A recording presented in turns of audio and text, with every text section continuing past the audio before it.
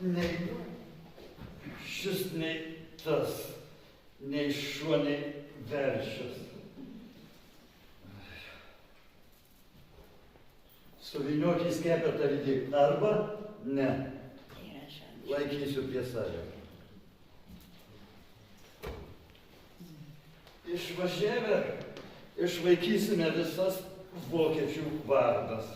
Kodėl? Gražiai žydas pasivau. Tamstos Palangos visi, kažin ar būtų taip nutaisęs. Oho, tikrai gražiai.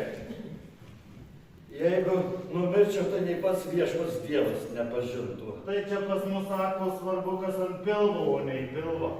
Jau pas nešiojom, tai pilvas būdavo laisvas. Na, o dabar... O dabar tu šia laisvesnė, nes kiek čia pernai ir užpernai prašė į Palangą. Neišleidau, vainų tie pikčiai, nei kartelio nedavė leidimų vykti. Jie mano, kad aš nuo Karlsbado vandens greičiau šlepes užversiu. Ar ne laikas mums? Žmonių pilnas kiemas, laikas atsisveikinti. Užvilksiu pliurstoką. Šiąnakt, kad ir mažai miegojau, vis tiek spėjau susapnuoti, kad po šitaip aprenginėjau savo vyskupą. Staiga čiup, kad čia ne vyskupas, o kažkoks varpas virš galvos.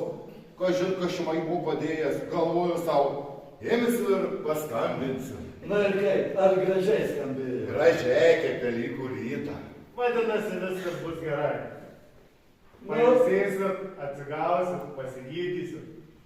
Na, o sakyk, nevidonė, jei sakai varpas, už ko mane tampėjai? Už rankos ar kojos? Buvo kažkoks tai pasaitas.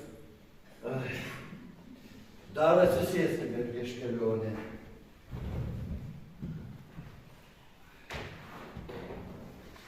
Ir aš prieš pabusdamas regėjau sapną.